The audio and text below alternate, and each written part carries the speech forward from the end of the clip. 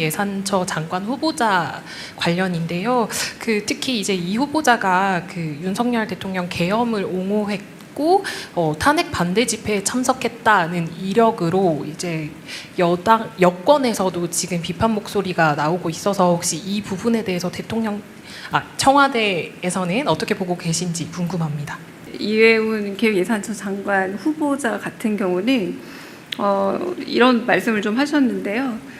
서로 같은 생각을 가진 사람들만 정부를 구성한다기보다 서로 다른 생각을 가진 사람일지언정 언제나 여러 번 말씀하셨다시피 좀 격렬한 토론을 통해서 그 차이와 그리고 견해에 있어서 접점을 만들어가는 것이고, 그 접점을 만들어가는 과정 자체가 새로운 정책과 좀 더 합리적인 정책을 만들어가는 그런 지점이 될 수 있다라고 말을 했고, 그리고 과거에 좀 용납할 수 없었던 내란이나 혹은 이런 부분에 대한 발언에 대해서는 본인이 직접 좀 더 충분히 소명해야 되고, 그 부분에 있어서 단절의 의사를 좀 더 표명해야 되는 게 맞는 것이 아닌가. 이건 정확한 워딩은 아닙니다만 그런 부분에 있어서는 조금 더 이해운 후보자의 좀 명확한 입장 표명이 필요하지 않을까라는 이야기가 좀 없지 않아 있었습니다.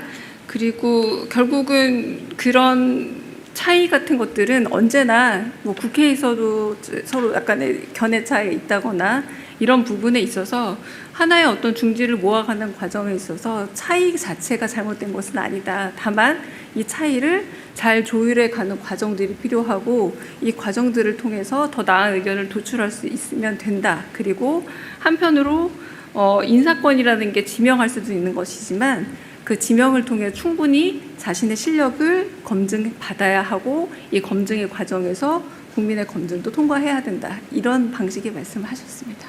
네. 네.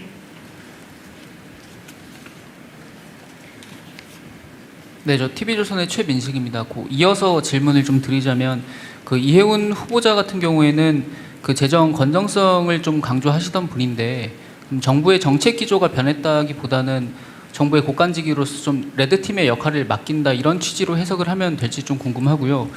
그리고 오늘 아침 차담회에서도 환율 문제에 대해서도 좀 보고받고 대책을 논의하신 게 있으신지 궁금합니다.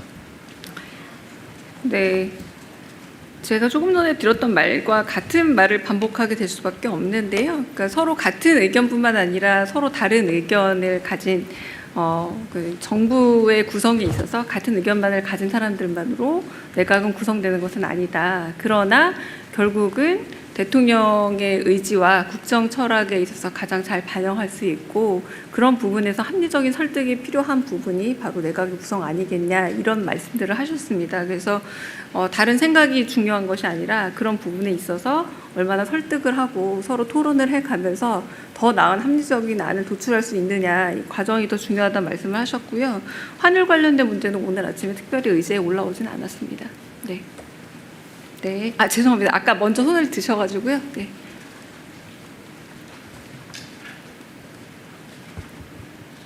네, 대변인님, 아시아경제 송승섭 기자입니다. 저도 이어서 좀 질문을 드리면, 방금 설명해 주신 것 중에 대통령께서 단절의 의사를 좀 이해운 후보자가 표명해야 되는 게 맞는 것 아닌가, 라는 이 취지의 말을 대통령께서 후보자에게 이제 직접 하시고 후보자로부터 이거와 관련한 대답을 들으셨다는 말씀이신지, 아니면은 이런 게 좀 논란이 된 이후에 어떠한 계기로 다른 참모들이 있는 자리에서 이러한 발언을 한 것인지 좀 궁금합니다. 네, 그 부분은 첫 번째는 저는 확인한 바는 없습니다. 후보자에게 대통령께서 들으셨는지 내지는 다른 참모들이 들으셨는지 모르겠지만, 그 부분이 오늘 언론에서 여러 이제 문제가 제기가 되고 있다라는 언론 보고를 받으시고, 그렇다면 그 부분에 있어서 이제부터는 지명이 된 후보자이기 때문에 여러 이제 국민들의 의문과 질문에 대해서는 본인 스스로 그 부분에 대해서 단절의 의사가 있는지, 그리고 그 해명의 태도에 있어서 후보자 본인이 그 부분에 있어서 책임이 있다, 이런 방식의 말씀이었던 거지, 대통령께서 그 부분에 대해서 들었다 안 들었다 이런 말은 들은 적 없습니다. 네. 네. 네, 대변인님, 취재 편의점 장윤선 기자입니다. 아까 연결돼서 저도 한 가지만 더 여쭤보겠는데요. 그렇다면 장관 후보자 검증 과정에서 이를테면 이해운 후보자가 윤 어게인 집회에 참석했거나라는 사실을 청와대에서는 모르고 있었던 건지, 알고도 임명을 하기로 결심을 했던 건지, 그 두 가지에 대한 팩트 확인을 좀 부탁드리고요. 그리고 지금 전재수 장관 후임 비어 있는데, 이 비어 있는 장관직에도 국민통합 입장에서 이를테면 뭐 PK 출신의 야권 인사가 기용될 가능성이 있는지 좀 여쭤보고요. 이거는 별건으로 하나 더 여쭤보겠는데, 쿠팡에서 지금 1인당 뭐 5만 원 보상하겠다는 입장이 나와 있는데, 이에 대한 청와대 입장 좀 여쭤보겠습니다. 네, 방금 아까 말씀드렸던 거는 이제 언론에서 검증을 요구하는 부분에 대해서 이해운 후보자에 대해서 말씀하신 거고요. 구체적인 인사 검증 과정에 대해서는 저희가 확인해 드리기는 어렵습니다. 그 부분은 양해 부탁드립니다. 그러니까 첫 번째 질문에 대해서 구체적인 인사 검증 과정, 뭐 그 과정 자체에 대해서는 확인해 드리기는 어렵습니다.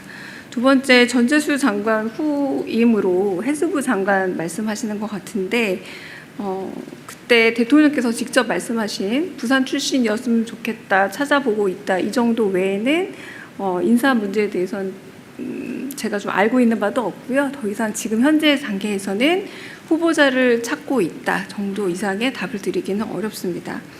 세 번째, 쿠팡 관련해서는 이제 과기부에 마련된 쿠팡 관련 TF에 여쭤보시는 게 더 정확한 대답을 들을 수 있을 거라 사료됩니다.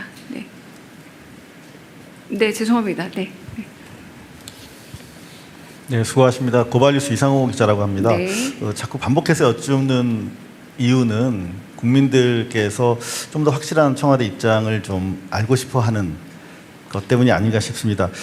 이해운 장관 후보자 관련해서 대통령께서 12.3 1주년 때도 그냥 봉합이 아니다, 정의로운 통합이다라고 강조하시면서 내란 세력에 대한 척결의 의미를 뭐 암수술로도 비유하시기도 했는데, 그렇다면 이 정의에서 통합적으로 무게 중심을 이동한 것인지, 아니면은 보다 이번 이해운 정도면은 통합의 대상이 된다라고 하는 가이드라인을 보여주시면서 통합의 보폭을 높이신 건지, 그걸 조금 명확하게 말씀해 주시면 어떨까 싶습니다. 부탁드립니다. 네, 그 대답은 제가 감히 좀 답을 다 드리기는 쉬운 대답은 아닌 것 같습니다. 왜냐하면 대통령 말씀에 대한 첨언이라서 좀 어렵고요. 일단 이해운 그 후보자 같은 경우 통합의 메시지로 선택된 후보자는 맞습니다. 맞기도 하고, 그 이후에 언론에서 제기되고 있는 여러 문제들에 대해서 후보자가 스스로 좀 더 시민들 그리고 국민들의 질문에 대해서 대답할 의무가 있다라고 말씀하신 부분을 제가 오늘 아침에 들은 내용을 전달해 드린 거고요.